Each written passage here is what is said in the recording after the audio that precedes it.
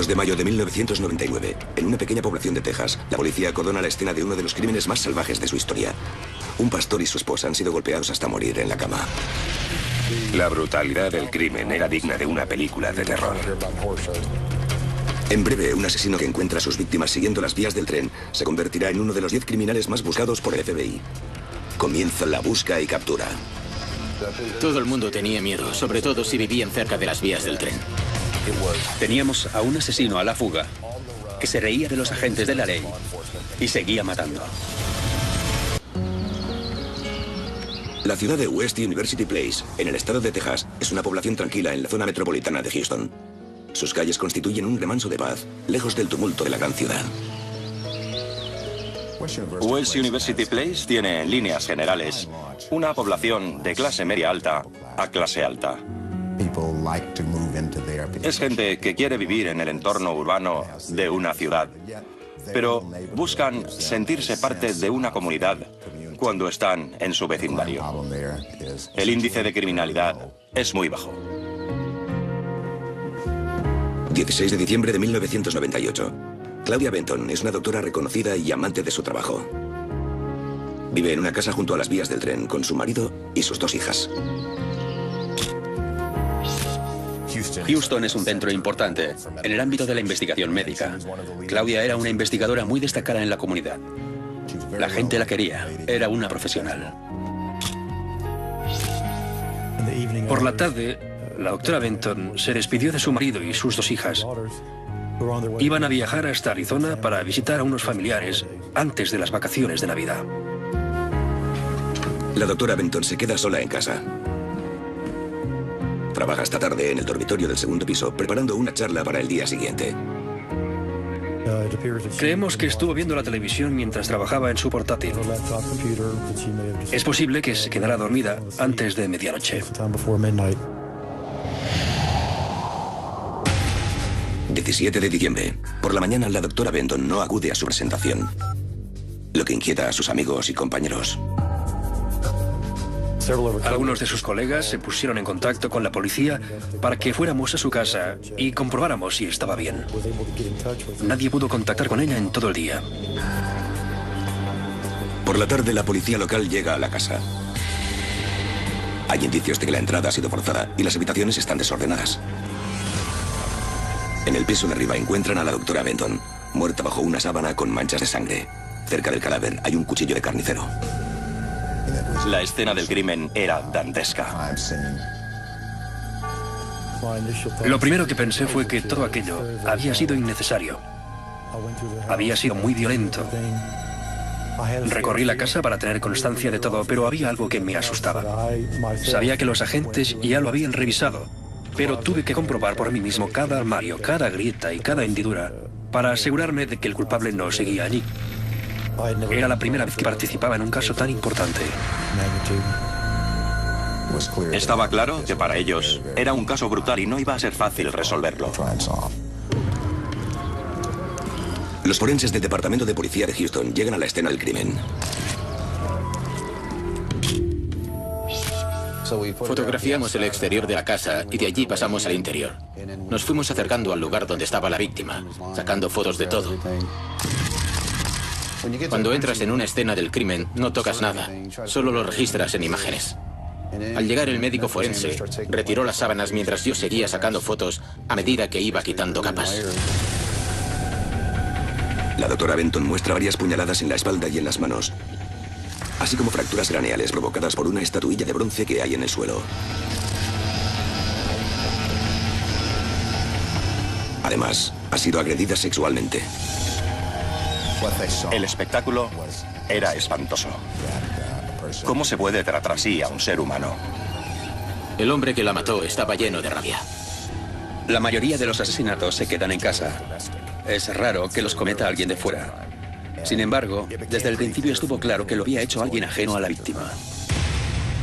Nos dimos cuenta de que esa vez era alguien de fuera, alguien muy peligroso. Por lo que encontramos en la escena del crimen, podía tratarse de un asesino en serie. El policía también repara en la cercanía de las vías del tren.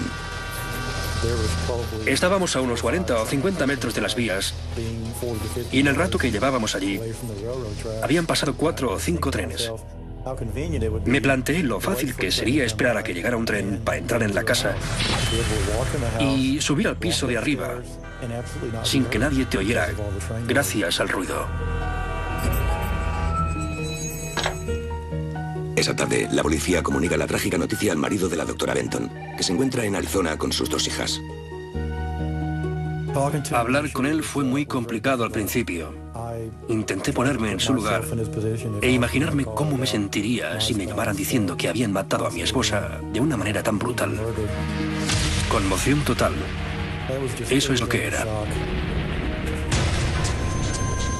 Mientras, la noticia del asesinato se extiende para alarma de los vecinos. El perfil de la víctima hizo que el caso llamara la atención. Además de lo macabro del asunto, una mujer sola en su casa, que es atacada, agredida sexualmente y asesinada, es más que suficiente para atraer la atención de cualquiera. El perito forense que realiza la autopsia consigue una muestra de ADN a partir de los restos de semen hallados en el cuerpo de la doctora Benton. Si la policía consigue localizar al sospechoso, tal vez puedan relacionarlo con el crimen. A la mañana siguiente, los investigadores hablan con los familiares y amigos de la víctima, en busca de cualquier dato que pueda guardar relación con el asesinato. También recorren la casa en compañía del marido de la doctora Benton, con esperanza de que vea algo fuera de lugar. Algunos objetos han desaparecido, como una cadena de música y varias joyas. El jeep de su esposa tampoco está, pero las llaves siguen en su sitio. Es posible que el asesino hiciera un puente y usara el vehículo para escapar. En el garaje encuentran un fragmento de plástico roto. Al verlo de cerca, descubrimos que era un trozo de la cubierta de la columna de dirección. Al mirar en la parte de abajo, vi 3 huellas, todas ellas muy claras. Y supe que tenían que ser del asesino. Por fin teníamos algo. Los investigadores recogen las huellas y las introducen en bases de datos de todo el país. Tal como esperan, obtienen una coincidencia, aunque plantean nuevos interrogantes. Las huellas pertenecen a un enigmático individuo de México que ha usado 9 nombres falsos distintos en sus escarceos con la ley. El más frecuente de ellos es Rafael Reséndez Ramírez, de 39 o 40 años. Rafael Reséndez Ramírez iba de un lado a otro sin parar. Creo que no se le puede definir mejor. Le gustaba moverse, sobre todo en tren. Solía cogerlos en las estaciones de clasificación e ir hasta donde lo llevaran. Cuando el jeep de la doctora Benton aparece abandonado junto a las vías del tren en la ciudad de San Antonio, la policía encuentra las huellas de Reséndez en el vehículo. Por fin tienen una pista concreta. Después de cotejar las huellas en el vehículo, al menos teníamos un sospechoso con nombre y apellido. No tenían por qué estar allí. Ella no se lo había vendido, no se lo había alquilado y no era su jefa. El tipo no tenía ninguna razón para estar ahí. Cuando me dijeron que teníamos un nombre y lo habían identificado, el corazón me dio un vuelco. El siguiente paso era encontrarlo, la tarea más complicada de todas las que nos esperaban. Comienza la búsqueda que tendrá en vilo a todo el país en cuanto el asesino ataque de nuevo. Enero de 1999. La policía de Texas investiga el brutal asesinato de la doctora Claudia Benton. El principal sospechoso es un hombre mexicano conocido como Rafael Reséndez Ramírez. Conseguí redactar un historial cronológico de sus actividades a partir de la información que había en el expediente. Teníamos fotos, carnés de identidad antiguos. Había cambiado de aspecto de un año para otro. Las transformaciones eran asombrosas. Los antecedentes de Reséndez, en los que consta con varios nombres, incluyen su entrada ilegal en el país, agresiones, robo, allanamiento de morada y varios delitos de drogas. Tenía unos antecedentes extensos. Lo habían deportado, había vuelto a entrar, tuvo problemas con inmigración, lo echaron de nuevo, volvió, siempre la misma historia. La policía distribuye carteles por todo el estado con las diversas apariencias que ha adoptado el sospechoso. Se advierte a los agentes de inmigración que estén atentos por si ven a Reséndez en la frontera. Si Reséndez es culpable, hay quien piensa que puede haber vuelto a México. Sin embargo, otros creen que sigue en el estado listo para atacar de nuevo.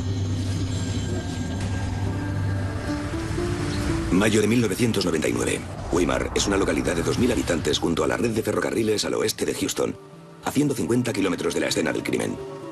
Solo tiene un puñado de agentes a tiempo completo, sin unidad especializada en escenas del crimen.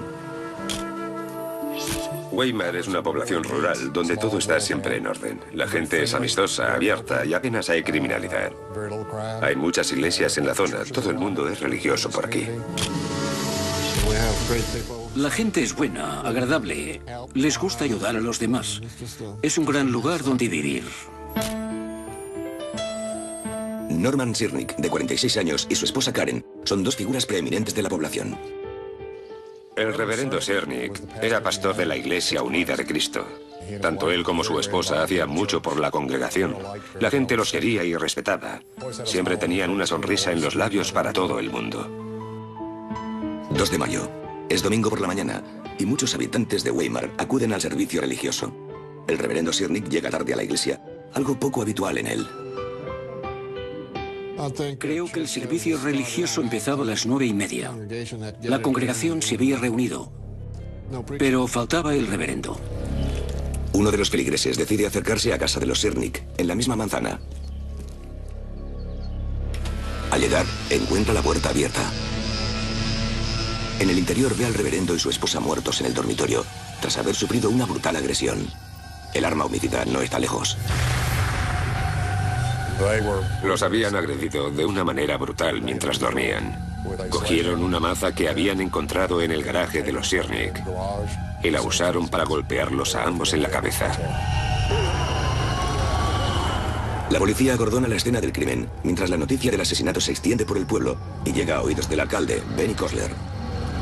Fui a la casa donde vivían los Sirnick. El jefe de policía estaba allí y le dije que aquello era nuevo para nosotros dos. No recuerdo ningún otro asesinato en Weimar. Enseguida empiezas a preguntarte, ¿quién demonios podría hacer algo así? Tenía que ser alguien de paso. Ningún vecino podía haberlo hecho. Le dije a Bill que tenía que atraparlo costara lo que costara. Y ya pensaríamos más tarde en el dinero. Esa misma tarde, la policía de Weimar recibe ayuda de los Rangers de Texas y la oficina del sheriff más cercana. Recogimos muestras de todo tipo, desde pedazos de comida que tal vez hubiera cogido, hasta lo que encontramos en los cuerpos y en la casa. Había huellas por toda la vivienda, pruebas y pruebas por todas partes. Los agentes que han oído hablar del asesinato de Claudia Benton no tardan en encontrar el parecido entre ambos crímenes. Se habían llevado los coches y algunos objetos de valor de ambas casas. Los asesinatos habían sido muy violentos y tuvieron lugar en hogares cercanos a las vías del tren. Karen Sirnick también ha sido agredida sexualmente. Durante la autopsia se consigue una muestra de semen y el perfil genético del asesino. Al compararlo con el que se ha encontrado en casa de los Benton, los forenses observan que coinciden. Rafael Reséndez Ramírez es ahora el principal sospechoso de ambos crímenes. Entonces empezamos a preguntarnos dónde había comenzado todo y dónde terminaría. Ya teníamos 3 homicidios, pero no sabíamos cuántos más nos esperaban. La policía ofrece una recompensa de $50.000 por cualquier información que conduzca a la captura del sospechoso. En el centro de Houston, un grupo de agentes del FBI cada vez mayor coordina los esfuerzos entre la policía local y estatal. Teníamos que solucionarlo antes de que volviera a atacar. Así que nos pusimos en contacto con el jefe de policía de la zona y los sheriff de los condados afectados. Les contamos lo que teníamos y básicamente los incorporamos al equipo. Los agentes buscan información sobre los alias del sospechoso y sus fechas de nacimiento para descubrir su verdadera identidad. Si localizan a algún familiar o amigo, puede que se encuentren un poco más cerca de localizar al sospechoso. Mientras tanto, varias patrullas especiales peinan las calles de Weimar sin perder de vista la vía del tren. El jefe de policía, Bill Livingston, intenta tranquilizar a la alarmada población, diciendo que es improbable que el asesino ataque de nuevo. Fue complicado tranquilizar a la población y decirles que estaban a salvo, que nada malo iba a pasar, porque a la vez tenía que mantener al sospechoso en el ojo del huracán. Cuando la gente oye hablar de un asesino en serie, el incidente se convierte en algo más que un simple crimen. Es algo premeditado y cualquiera se convierte en una víctima potencial. Gente que nunca había tenido armas de fuego fue a comprarlas. Quienes las tenían guardadas las sacaron y las cargaron. Las familias comenzaron a poner rejas en las ventanas. Compraron sistemas de seguridad y se aseguraban de que la puerta y las ventanas estuvieran cerradas. Mi esposa me dijo que no se había dado cuenta de todas las ventanas que teníamos hasta que tuvo que cerrarlas. La gente tenía derecho a estar asustada. 4 de junio de 1999. A unos 5 kilómetros al oeste de Weimar, junto a la misma línea de ferrocarril, una mujer entra en una granja acompañada de su marido. La vivienda es propiedad de su madre, Josephine Konvitska. Josephine Konvitska era una viuda de 73 años. Le gustaba hacer gelatina y adoraba a sus nietos. Su hija y su yerno habían ido a visitarla y dar de comer a los animales. Cuando ella entró en su habitación, la encontró muerta. La habían matado a golpes. La hija salió gritando de la casa y se dirigió hacia el cobertizo donde estaba su marido, gritando que la habían matado. Josephine Konvitska ha sido asesinada con un pico a tan solo 5 kilómetros de la escena del crimen de los Sirnik. El sheriff, Rick Bendel, es uno de los primeros policías en llegar.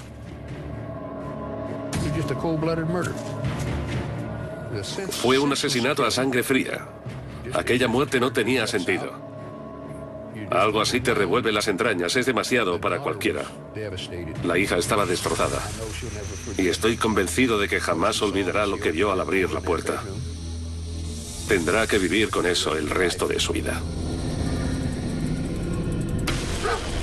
Los perros policías siguen el rastro del asesino de Josephine hasta un tramo de vía, donde de repente se desvanece.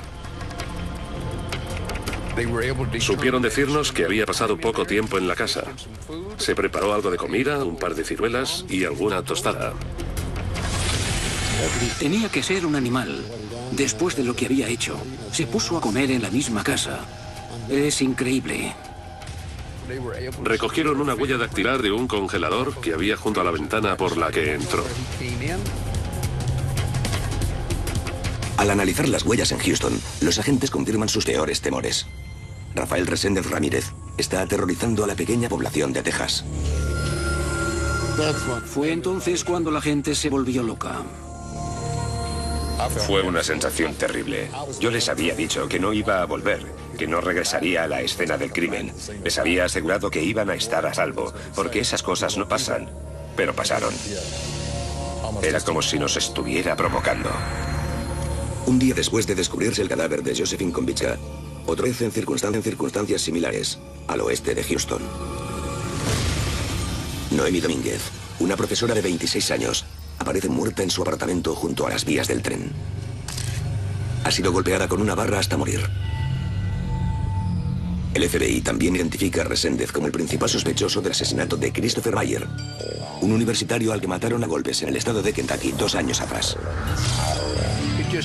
Los crímenes aumentaban sin parar y descubrieron que también era sospechoso de otros delitos en otras regiones. El miedo se extiende a medida que el despliegue mediático aumenta. No sé quién lo bautizó como el asesino del tren, pero se extendió enseguida. El asesino del tren, el asesino del tren. Incluso los que conocíamos su nombre habíamos empezado a llamarlo así. Aquello se convirtió en un titular de primera plana.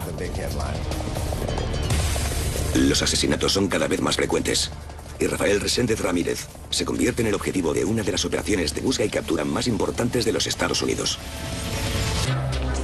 Junio de 1999. En Houston, Texas, un equipo del FBI formado por docenas de agentes sigue la pista de Rafael Reséndez Ramírez, un mexicano sin residencia fija conocido como el asesino del tren, después de matar brutalmente a 6 personas. Hay quien piensa que todo comienza como un robo, tras lo que siente unas ansias irrefrenables de matar.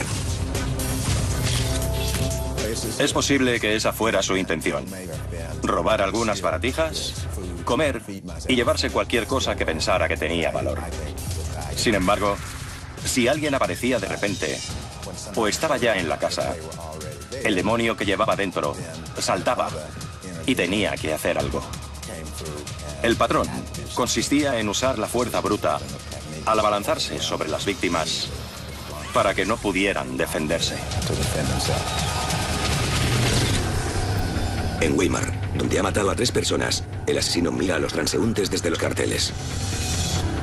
El sonido de cada tren que pasa hace que los habitantes se estremezcan de terror. Esta zona era el objetivo de Reséndez Ramírez. La gente que vivía junto a las vías del tren estaba aterrorizada. Muchos de ellos habían dejado sus hogares por un tiempo para irse a casas de familiares. Nos preguntábamos si volvería a matar en el condado o fuera de él. Queríamos protegerlos.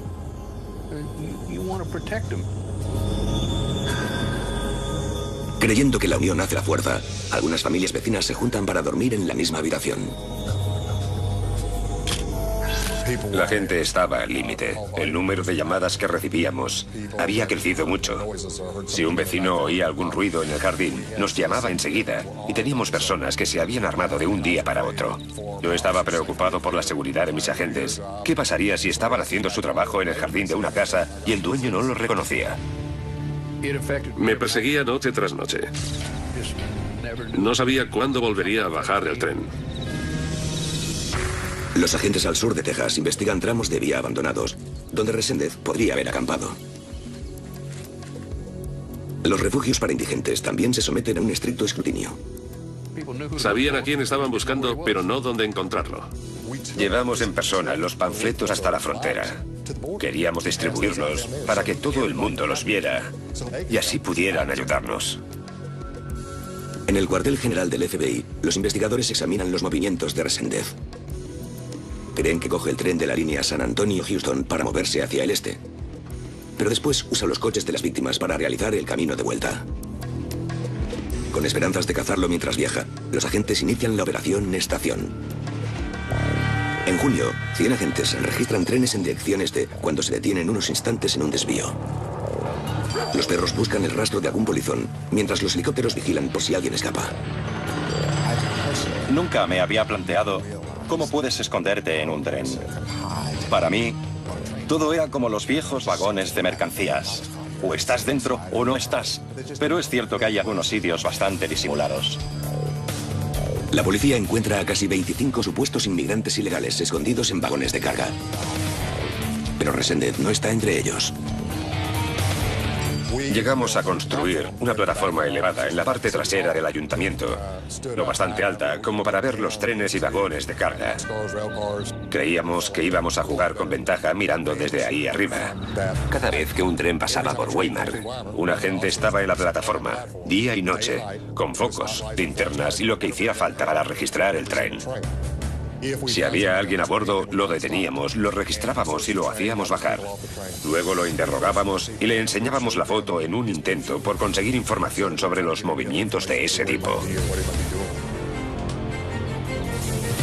Algunos agentes temen que Reséndez haya salido del estado y se encuentre en otra parte de Texas. Vigilábamos solo unos cuantos carriles que llevaban de Houston a San Antonio, nada más. Hay vías por todo el país, podía estar en cualquier parte.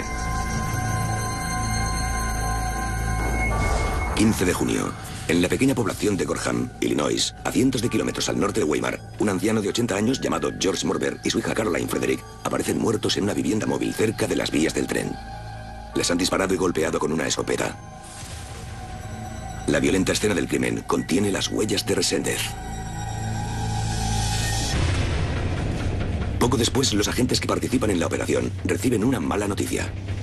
2 semanas antes, el sospechoso había estado detenido brevemente por intentar cruzar la frontera entre México y los Estados Unidos de manera ilegal. Los ordenadores de inmigración aún no están conectados a la base de datos del FBI. Por lo tanto, al introducir las huellas de Reséndez en el sistema, los agentes no reciben ninguna notificación de que lo estén buscando. 3 personas han sido asesinadas desde entonces. La gente estaba indignada Y con razón. No entendían cómo un criminal tan buscado podía estar bajo custodia policial y quedar libre casi al momento. A medida que el número de víctimas crece y la presión ciudadana va en aumento, Don Clark, el agente especial que lidera el equipo, solicita más efectivos a la oficina del FBI en Washington. Era como una epidemia que no se iba a detener. Teníamos que incluirlo en la lista de los 10 criminales más buscados. Que la prensa se involucrase y que la nación entera participara. Así conseguiríamos estrechar el cerco e impedir que escapara.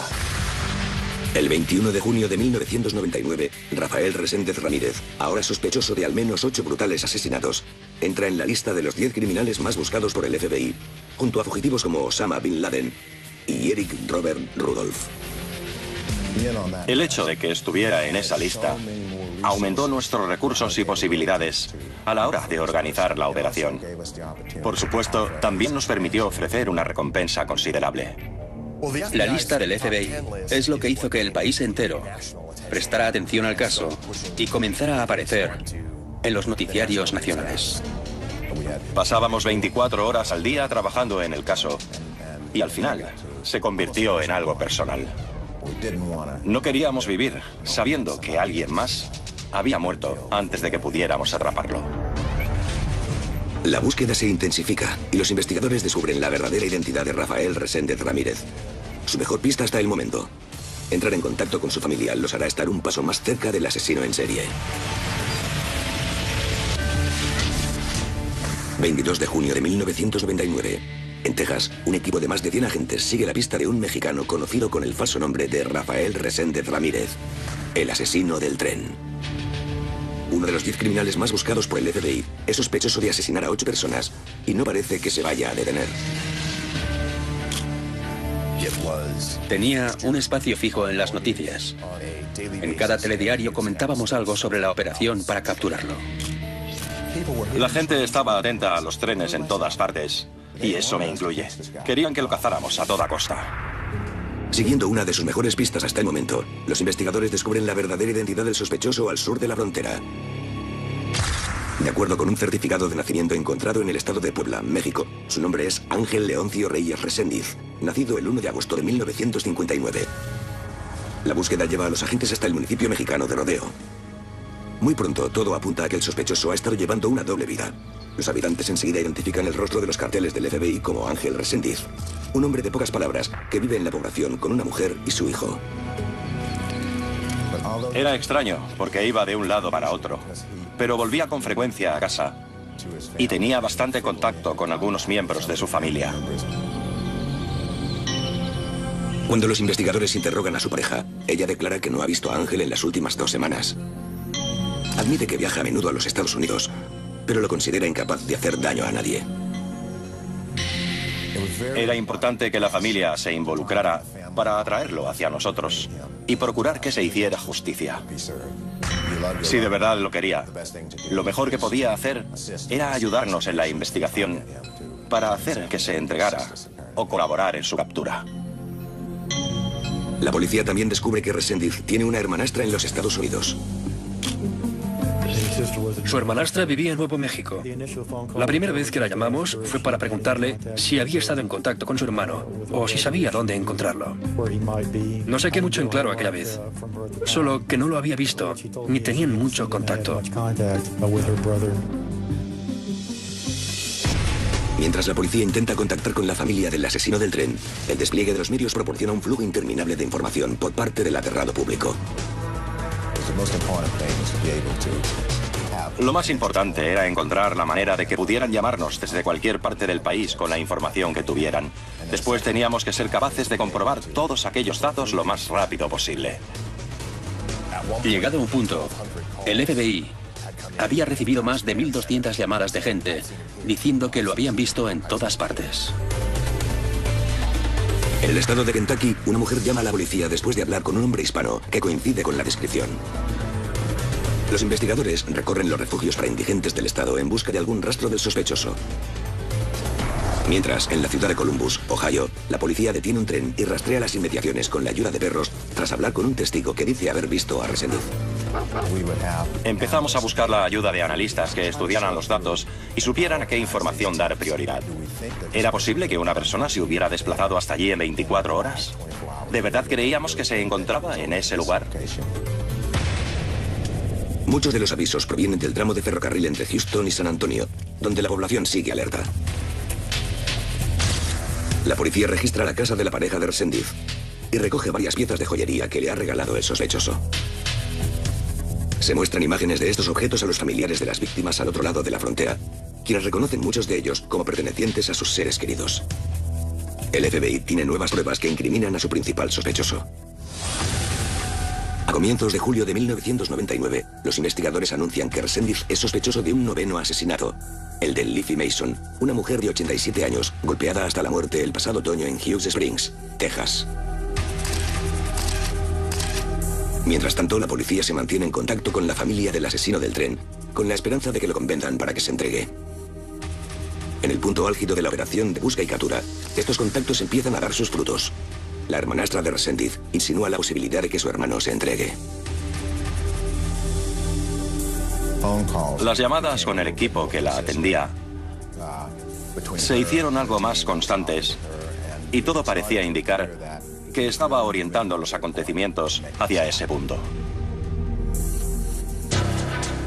De Texas y varios agentes del FBI se encuentran con la mujer en Nuevo México.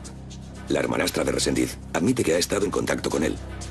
Aunque se esconde en México, está casi convencido de que lo atraparán si aparece y quiere discutir sus opciones. Mientras hablan, la mujer transmite la información a algunos familiares al sur de la frontera, posiblemente en contacto directo con él. En mi opinión, una de las cosas más importantes es que le hizo entender que no íbamos a desaparecer. Podía colaborar con nosotros o dejar que algún día lo atrapáramos de un modo u otro. Algunos creen que Resendiz teme a los cazarrecompensas mexicanos, ahora motivados por los $125.000 que ofrecen por él. En Texas tal vez tenga que hacer frente a la pena de muerte, pero está en su mano que lo capturen vivo o muerto. Lo único que podíamos prometer si se entregaba era que garantizaríamos su seguridad y nos aseguraríamos de que nadie le disparara nada más verlo. A la vez, teníamos que dejar claro que debería rendir cuentas a la justicia y acatar el veredicto. El FBI habló con los familiares y consiguió convencerlos de que entregarse era lo mejor para él. Se llega a un acuerdo provisional. Según la hermanastra de Resendiz, uno de los hombres más buscados de los Estados Unidos aparecerá en la frontera por la mañana. La noticia se extiende con rapidez hasta el cuartel general del FBI en Houston. Mientras algunos se muestran escépticos, otros esperan que este sea el final de la operación. 13 de julio de 1999. Cerca de la ciudad de El Paso, Texas, la policía toma posiciones en el extremo americano del puente que lleva hasta México. Si Resendiz aparece, el asesino del tren será arrestado. Si no lo hace, seguirá libre para volver a matar.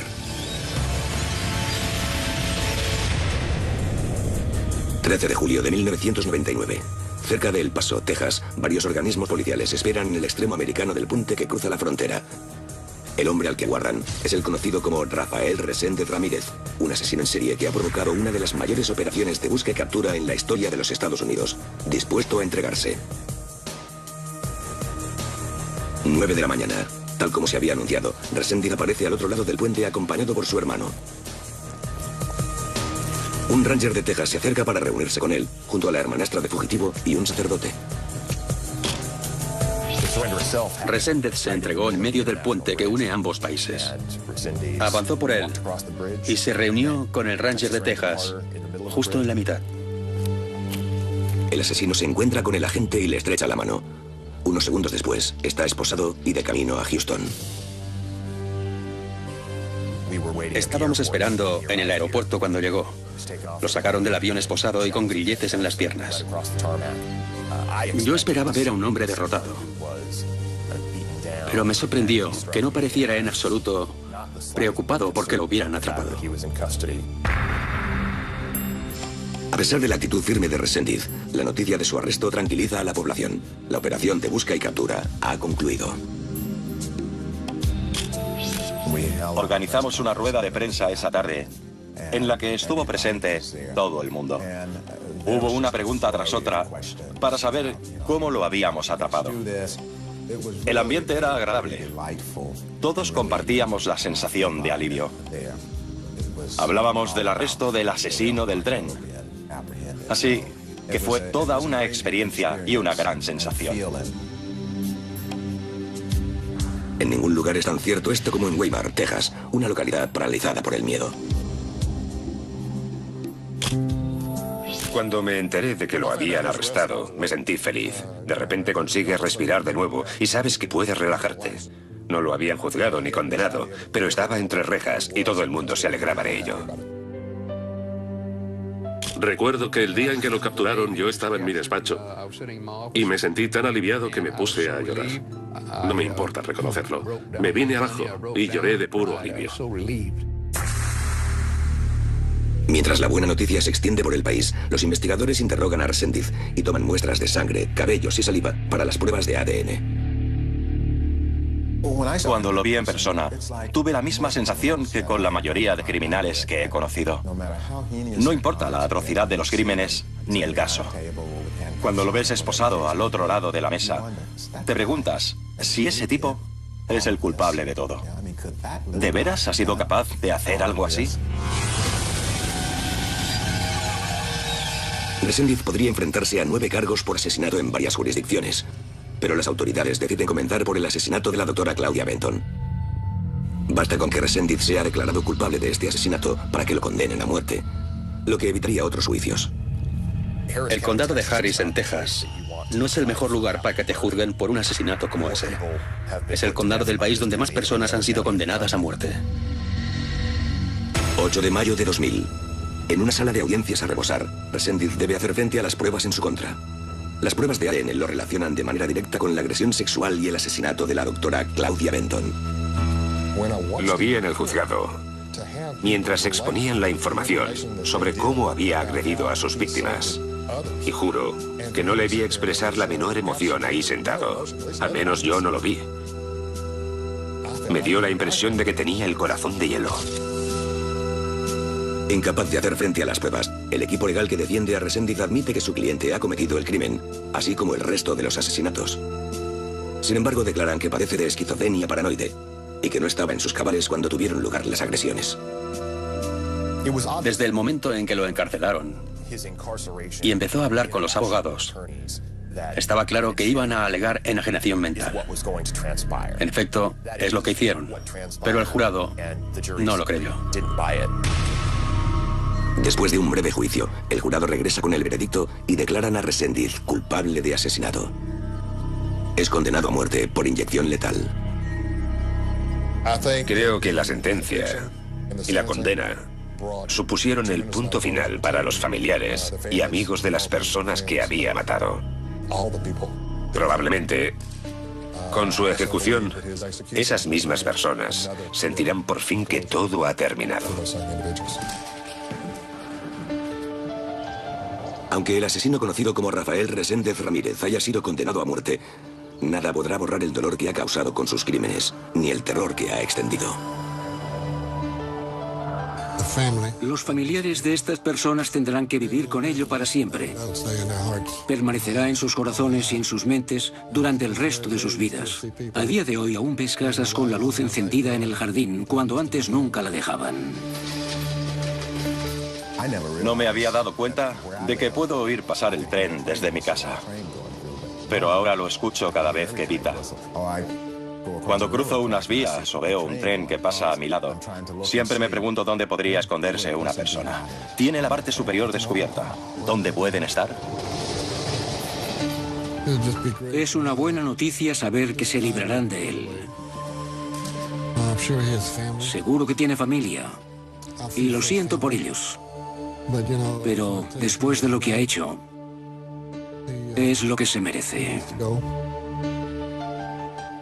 Para mí el caso no habrá acabado hasta que la pena de muerte se ejecute. Ángel Resendiz, también conocido como Rafael Reséndez Ramírez, fue ejecutado por inyección letal el 27 de junio de 2006 en la ciudad de Huntsville. Lo primero que pensé fue que todo aquello había sido innecesario. Había sido muy violento.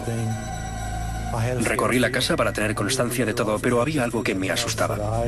Sabía que los agentes ya lo habían revisado, pero tuve que comprobar por mí mismo cada armario, cada grieta y cada hendidura para asegurarme de que el culpable no seguía allí. Era la primera vez que participaba en un caso tan importante. Estaba claro que para ellos era un caso brutal y no iba a ser fácil resolverlo. Los forenses del Departamento de Policía de Houston llegan a la escena del crimen. Fotografiamos el exterior de la casa y de allí pasamos al interior. Nos fuimos acercando al lugar donde estaba la víctima, sacando fotos de todo. Cuando entras en una escena del crimen, no tocas nada, solo lo registras en imágenes. Al llegar el médico forense, retiró las sábanas mientras yo seguía sacando fotos a medida que iba quitando capas. La doctora Benton muestra varias puñaladas en la espalda y en las manos, así como fracturas craneales provocadas por una estatuilla de bronce que hay en el suelo. Además, ha sido agredida sexualmente. El espectáculo era espantoso. ¿Cómo se puede tratar así a un ser humano? El hombre que la mató. Houston es un centro importante en el ámbito de la investigación médica. Claudia era una investigadora muy destacada en la comunidad. La gente la quería. Era una profesional. Por la tarde, la doctora Benton se despidió de su marido y sus dos hijas. Iban a viajar hasta Arizona para visitar a unos familiares antes de las vacaciones de Navidad. La doctora Benton se queda sola en casa. Trabaja hasta tarde en el dormitorio del segundo piso, preparando una charla para el día siguiente. Creemos que estuvo viendo la televisión mientras trabajaba en su portátil. Es posible que se quedara dormida antes de medianoche. 17 de diciembre. Por la mañana, la doctora Benton no acude a su presentación, lo que inquieta a sus amigos y compañeros. Algunos de sus colegas se pusieron en contacto con la policía para que fuéramos a su casa y comprobáramos si estaba bien. Nadie pudo contactar con ella en todo el día. Por la tarde, la policía local llega a la casa. Hay indicios de que la entrada ha sido forzada y las habitaciones están desordenadas. En el piso de arriba encuentran a la doctora Benton, muerta bajo una sábana con manchas de sangre. Cerca del cadáver hay un cuchillo de carnicero. La escena del crimen era dantesca. Casa que es atacada, agredida sexualmente y asesinada. Es más que suficiente para atraer la atención de cualquiera. El perito forense que realiza la autopsia consigue una muestra de ADN a partir de los restos de semen hallados en el cuerpo de la doctora Benton. Si la policía consigue localizar al sospechoso, tal vez puedan relacionarlo con el crimen. A la mañana siguiente, los investigadores hablan con los familiares y amigos de la víctima, en busca de cualquier dato que pueda guardar relación con el asesinato. También recorren la casa en compañía del marido de la doctora Benton, con esperanza de que vea algo fuera de lugar. Algunos objetos han desaparecido, como una cadena de música y varias joyas. El jeep de su esposa tampoco está, pero las llaves siguen en su sitio. Es posible que el asesino hiciera un puente y usara el vehículo para escapar. En el garaje encuentran un fragmento de plástico roto. Al verlo de cerca, descubrimos que era un trozo de la cubierta de la columna de dirección. Al mirar en la parte de abajo, vi 3 huellas, todas ellas muy claras. Y supe que tenían que ser del asesino. Por fin teníamos algo. Los investigadores recogen las huellas y las introducen en bases de datos de todo el país. Tal como esperan, obtienen una coincidencia, aunque plantean nuevos interrogantes. Las huellas pertenecen a un... 2 de mayo de 1999, en una pequeña población de Texas, la policía acordona la escena de uno de los crímenes más salvajes de su historia. Un pastor y su esposa han sido golpeados hasta morir en la cama. La brutalidad del crimen era digna de una película de terror. En breve, un asesino que encuentra a sus víctimas siguiendo las vías del tren se convertirá en uno de los 10 criminales más buscados por el FBI. Comienza la busca y captura. Todo el mundo tenía miedo, sobre todo si vivían cerca de las vías del tren. Teníamos a un asesino a la fuga que se reía de los agentes de la ley y seguía matando. La ciudad de West University Place, en el estado de Texas, es una población tranquila en la zona metropolitana de Houston. Sus calles constituyen un remanso de paz, lejos del tumulto de la gran ciudad. West University Place tiene, en líneas generales, una población de clase media alta a clase alta.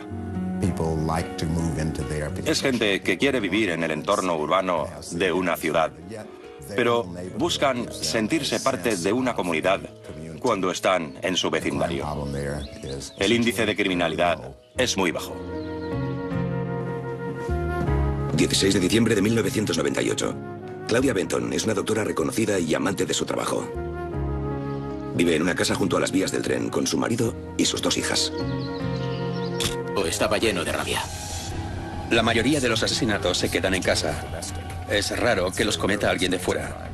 Sin embargo, desde el principio estuvo claro que lo había hecho alguien ajeno a la víctima. Nos dimos cuenta de que esa vez era alguien de fuera, alguien muy peligroso. Por lo que encontramos en la escena del crimen, podía tratarse de un asesino en serie. La policía también repara en la cercanía de las vías del tren. Estábamos a unos 40 o 50 metros de las vías y en el rato que llevábamos allí habían pasado 4 o 5 trenes. Me planteé lo fácil que sería esperar a que llegara un tren para entrar en la casa y subir al piso de arriba sin que nadie te oyera gracias al ruido. Esa tarde, la policía comunica la trágica noticia al marido de la doctora Benton, que se encuentra en Arizona con sus dos hijas. Hablar con él fue muy complicado al principio. Intenté ponerme en su lugar e imaginarme cómo me sentiría si me llamaran diciendo que habían matado a mi esposa de una manera tan brutal. Conmoción total. Eso es lo que era.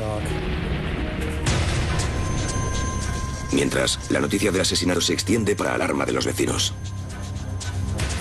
El perfil de la víctima hizo que el caso llamara la atención. Además de lo macabro del asunto, una mujer sola en su